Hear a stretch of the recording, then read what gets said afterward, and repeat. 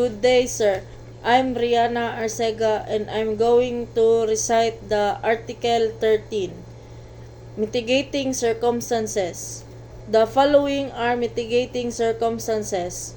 Paragraph 1.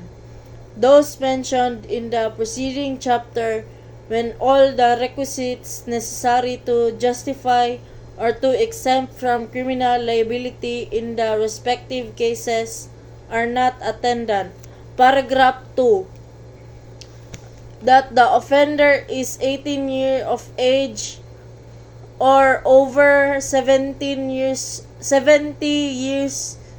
In the case of the minor, he shall be proceeded against in accordance with the provision of Article 80. Paragraph 3. That the offender had no intention to commit so grave a wrong as that committed. Paragraph 4.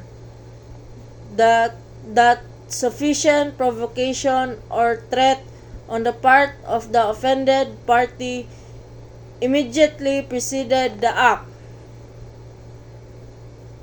Paragraph 5.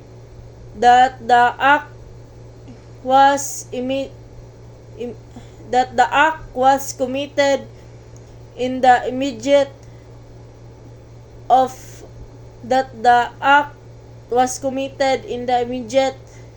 vindication of a grave offense to the one committing the felony or delicto, his spouse, ascendants, or relatives by affinity within the same degrees.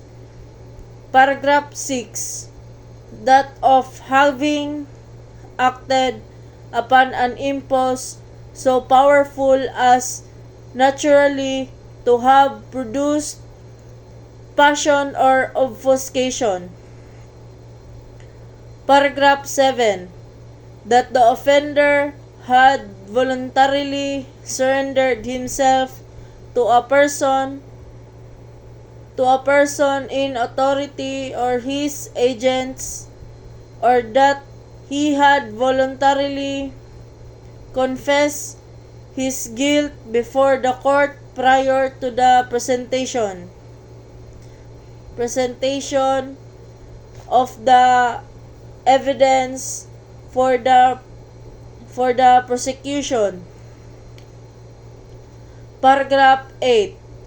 That the offender is deaf and dumb,